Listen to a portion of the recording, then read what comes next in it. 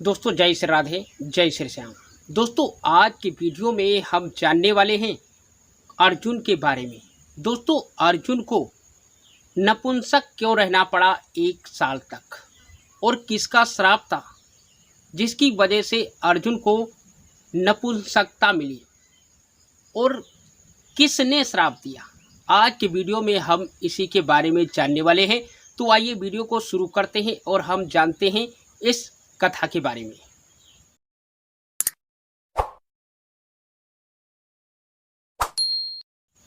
दोस्तों बात उस समय की है जब पांचों पांडवों को 1 साल का अज्ञातवास मिला था। उस समय इनका राज्य छिन चुका था और इन्हें 1 साल का अज्ञातवास मिला था। उस 1 साल के अज्ञातवास में यह गरीबी में इधर उधर भ्रमण करते थे, भिक्षा मांगकर अपना भरण पोषण करते थे। एक बार यह वेद व्यास जी के आश्रम में पहुंचे और वहां उन ऋषि को इन 5 भाइयों ने दंडवत प्रणाम किया।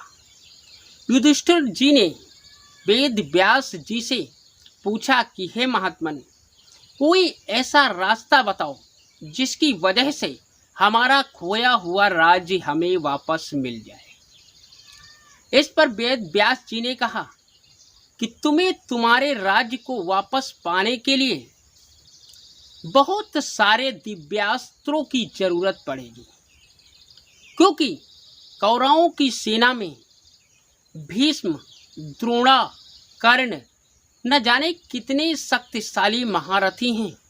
उन्हें परास्त करने में आपको दिव्यास्त्रों की अधिक आवश्यकता पड़ेगी। इसलिए आपको सबसे पहले दिव्यास्त्र प्राप्त करने होंगे और यह दिव्यास्त्र तुम 5 में से सिर्फ अर्जुन प्राप्त कर सकता है, वो भी तपस्या करके। भगवान की तपस्या करके वो दिव्यास्त्रों को प्राप्त कर सकता है। इस बात को सुनकर अर्जुन तत्काल तपस्या के लिए निकल गए। वो पहाड़ों को पार करते हुए अमरावत वन में जाकर तपस्या करने लगे, जहां एकदम शांत चित्त वन था। वहां पर अर्जुन भोलेनाथ की तपस्या करना प्रारंभ किया। उन्हें वहां पर तपस्या करते करते कई महीने बीत गए। भगवान शिव ने उनकी परीक्षा लेने के लिए, किसकी? अर्जुन की, एक भील का भेष धारण किया और उस अमरावत के वन में आ पहुंचे।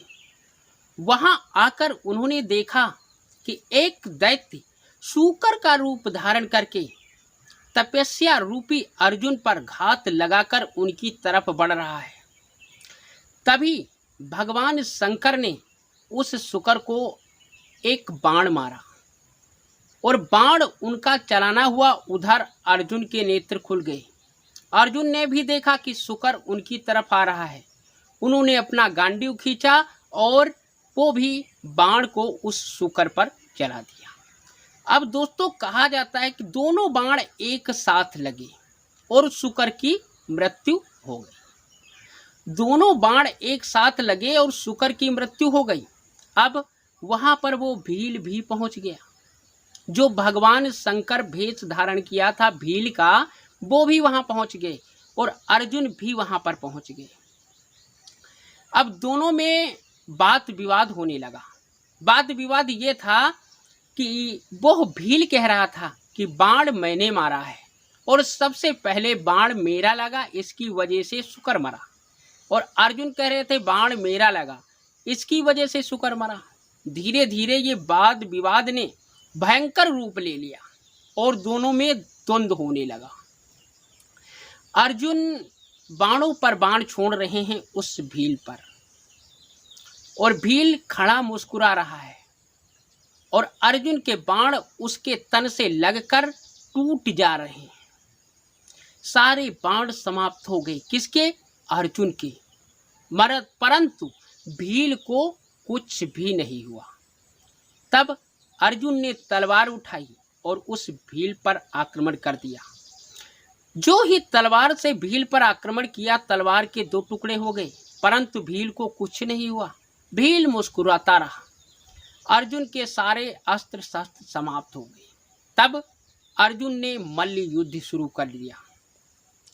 मल्ल युद्ध जब शुरू कर दिया तो भील कुमार ने एक जोरदार प्रहार अर्जुन पर किया, जिसकी वजह से अर्जुन बेहोश हो गया। कुछ क्षण के बाद जब उसकी बेहोशी छूटी, होश में आया तो देखता क्या है, भील वहीं पर खड़ा मुस्कुरा रहा है। उसके मन में विचार आए, किसके? अर्जुन के, कि यह कोई साधारण मानव नहीं है। इसलिए उस अर्जुन ने क्या किया, भगवान शिव से प्रार्थना की और पुष्पों की माला भगवान के शंकर की मूर्ति पर अर्पित की और उससे लड़ने की शक्ति मांगी। किससे? भील से। तभी अर्जुन देखते क्या है कि वह माला मूर्ति पर पड़ने के बजाय उस भील के गले में पड़ गई। भगवान शंकर जो भील का रूप धारण किए थे उनके गले में जा पड़ी। तब अर्जुन की समझ में आ गया, वह चरणों में गिर पड़े और भोलेनाथ से क्षमा याचना मांगी।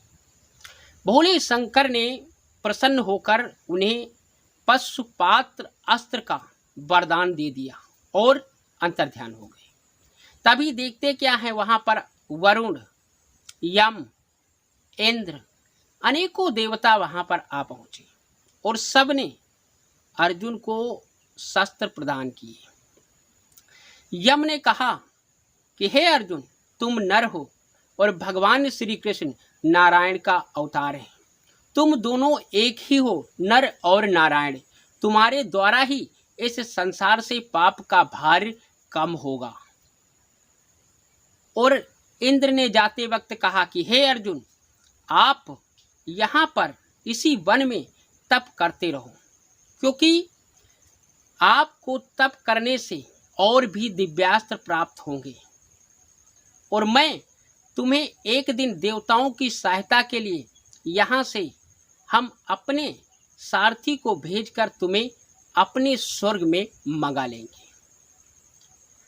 अर्जुन इस बात का इंतजार करता रहा और कुछ महीनों तक इंतजार करता रहा।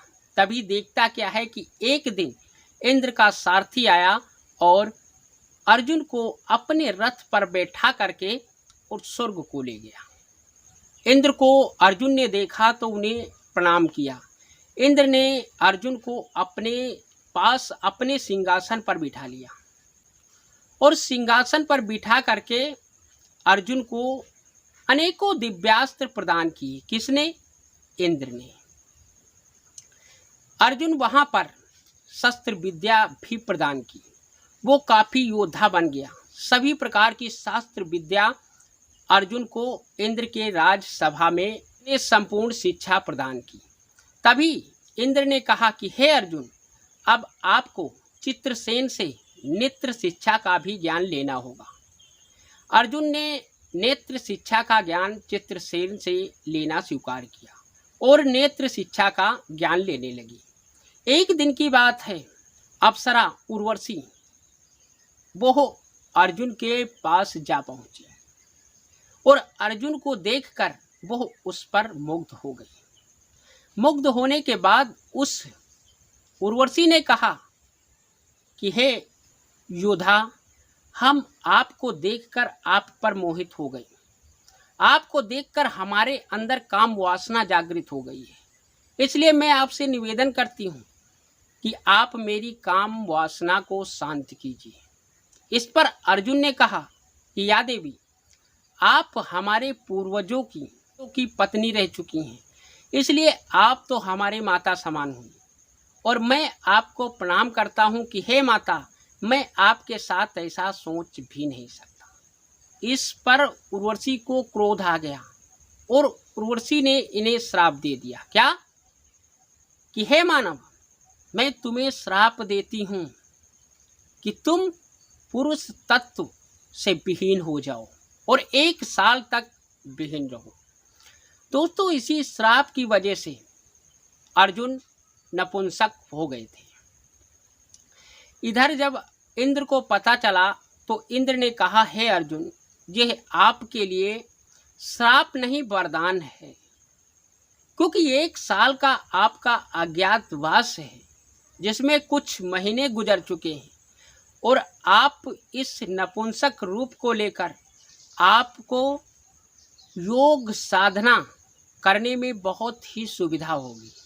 इससे आप योग साधना करके 1 साल में और भी अधिक दिव्यास्त्र प्राप्त कर सकते हो और एक कुशल वीर योद्धा बन सकते हो।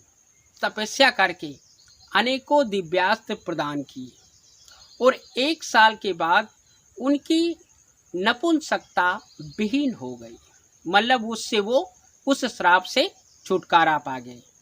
दोस्तों, यही कारण था कि अर्जुन उर्वशी के श्राप की वजह से 1 साल तक नपुंसक रहे थे। दोस्तों, ये था आज का वीडियो, जिस वीडियो में हमने जाना कि अर्जुन को नपुंसक क्यों रहना पड़ा। अगर वीडियो पसंद आई हो तो वीडियो को लाइक कर देना और हमारे चैनल को सब्सक्राइब कर लेना, ताकि हमारी आपकी मुलाकात रोजाना यूं ही होती रहे। दोस्तों, जय श्री राधे, जय श्री श्याम।